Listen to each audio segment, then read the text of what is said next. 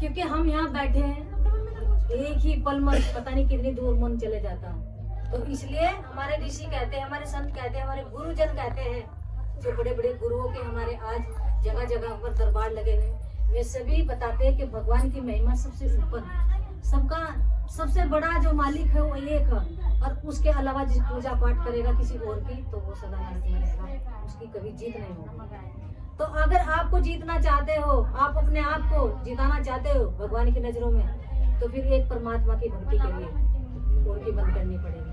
अगर और की भक्ति करते रहे और परमात्मा की भी भक्ति करते रहे तो फिर आपकी हार हो जाएगी, आपकी हार हो जाएगी। और मैं चाहती हूँ कि भगवान के जब दरबार में आ रहे हैं तो आपकी जीत होनी चाहिए, आपके बच्चों की भी जीत होनी चाहिए, क्योंकि जहाँ ज्ञान होता है वहाँ सभी काम बढ़िया बढ़िया होते हैं। लेकिन जिस घर में ज्ञान नहीं होता वहाँ रोज लड़ाई झगड़े होते हैं, रोज निंदा चुगली होती है, और घर में कभी धन टिकता नहीं। क्यों नहीं टिकता? जी प्रेम नहीं। अगर प्रेम होता तो धन भी टिकता, और जब प्रेम ही नहीं तो फिर धन कहाँ से टिक जाएगा। तो अगर मेरी माता बहनों आप घर में प्रेम चाहते हो तो फिर सबसे पहले प्रेम शुरू करना पड़ेगा आपको ही। आप चाहते हो कि मुझे प्रेम सब करे, नहीं करने का। ये संसार सब मतलब ही है, इसमें कोई किसी से प्रेम नहीं करता, सब मतलब से प्रेम करता। आप सोचते हो गुरुजी आप क्यों कह रहे हैं ऐसे, क्यों कह रहे हो आप? लेकिन किताबों में भी तो लिखा हुआ है, मैं नहीं कह रही हूँ, ये किताबों के अंदर लिखा हुआ है कि अगर आज मनुष्य एक दूसरे से जुड़ा हुआ तो केवल मतलब के लिए जुड़ा हुआ, परमार्थ के लिए नहीं जुड़ा। परमार्थ के लिए तो वो जुड़ता है जिसको भक्ति की जरूरत होती है, भगवान की जरूरत होती है। और जब भक्ति की जरूरत नहीं, भगवान की जरूरत नहीं, तो वो जुड़ता ही नहीं। अगर जुड़ता है तो संत जुड़ता है भगवान से, उसको कोई मतलब नहीं है, उसको न धन से जरूरत, न संसार से जरूरत, न संसार की माया से जरूरत। अगर जरूरत है तो सिर्फ मतलब जोगी रखता है संत, सिर्फ संत मतलब जोगी रखता है, रखता सारी चीजों से मोह, लेकिन वो मतलब जोगी रखता है। क्योंकि आप देखा होगा, आप किसी सब्जी को बना लो, उदाहरण दे रही हूँ मैं, आप किसी सब्जी को बनाओ और उस सब्जी में आप नमक मिर्च डालो, हल्दी छोड़ दो, क्या स्वाद आ जाएगा? नहीं आएगा। क्यों नहीं आएगा स्वाद? क्योंकि वो सारी चीजों का जोड़ा है। जितने मसाले सब्जी में डलते हैं उनका सबका जोड़ा बना हुआ, सबका जोड़ा बना हुआ। चलो सपोज करो आप हल्दी को भी छोड़ दो, हल्दी भी डाल दो उसमें, हल्दी मिर्च। और अगर आपको तीखा बनाना तो उसमें मिर्ची तेज ना करियो आप, फिर आपको स्वाद नहीं आएगा। जो स्वाद की सब्जी चाहता है वो रोज तेज तेज मसाले डालता है और सारी चीजों को डालता है, और उसमें भी तेल ना डालियो तो तेल के बिना सारी चीज बेकार हो जाएगी नहीं। तो ये जो तेल डला हुआ हमारे अंदर, ये परमात्मा ने डाल रखा, जिसको हम अखंड ज्योति कहते हैं। इस शरीर के अंदर जो परमात्मा के नाम की ज्योति बैठी वो पहले से निवास करती है, अभी नहीं कि वो अभी प्रकट होगी हमारे, अभी प्रकट कुछ नहीं होगा।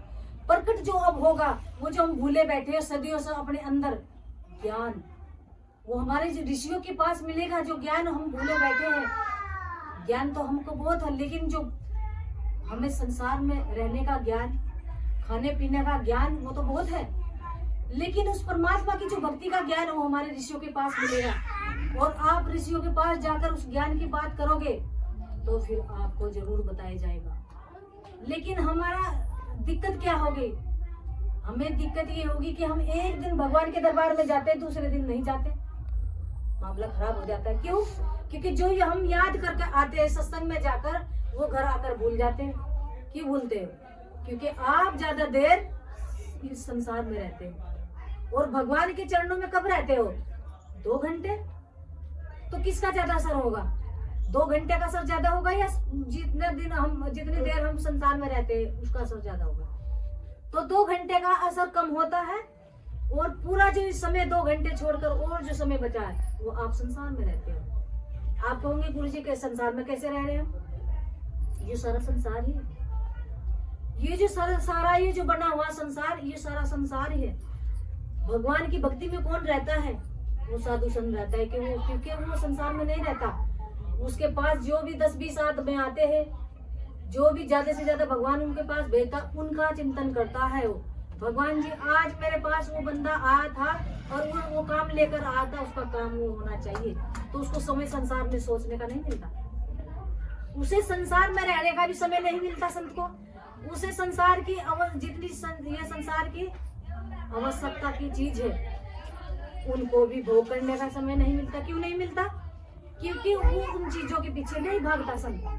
संत भागता है भगवान की भक्ति के पीछे। संत भागता है जो सी मुझ पर रूखी रोटी मिल रही मैं वही खाकर अपना पेट शांत कर लूंगा। हमें जो चटपटी चीज चाहिए वो किसको चाहिए? हम लोगों को, संत को नहीं चाहिए।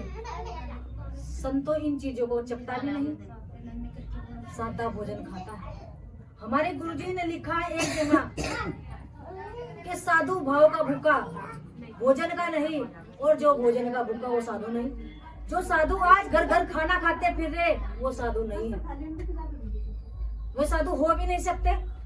अगर साधु होता तो गुरुजी, हमारे गुरु रविदास जी जगह जगह खाना खाया करते जाकर। ये तो समय नहीं मिलता, इतनी पब्लिक है संसार के अंदर, समय नहीं मिलता।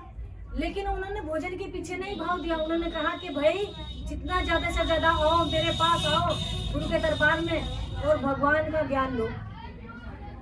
जब भगवान के दरबार में आ जाता तो भगवान की तो बात होती है वहां से, और किसी की बात नहीं होती। वहाँ जो मतलब की बात तो जब होती है जब हम करते हैं लोग। अगर हम कहते हैं गुरुजी हमारे घर में सुख शांति नहीं हो रही, आप दुआ कर दो, तो जब कहेगा गुरुजी ठीक है कर दूंगा भाई, नहीं तो गुरुजी और कुछ बात नहीं करेगा तुम्हारे साथ में, भगवान की बात करेगा। तो हमें जब गुरु के दरबार में जाना है भगवान के नाम की बात करनी है, और घर में ज्ञान की बात करनी। ज्ञान हम सबको है, लेकिन उस ज्ञान की बात करनी है जिससे हमारी मुक्ति होगी, हमारे घर में सुख शांति रहेगी, हमारे घर में प्रेम होगा, हमारे घर में हमारे बच्चे कहना मानेंगे, हमारे घर में हमारे बच्चे इज्जत करेंगे। जब हमारे घर में हमारे बच्चे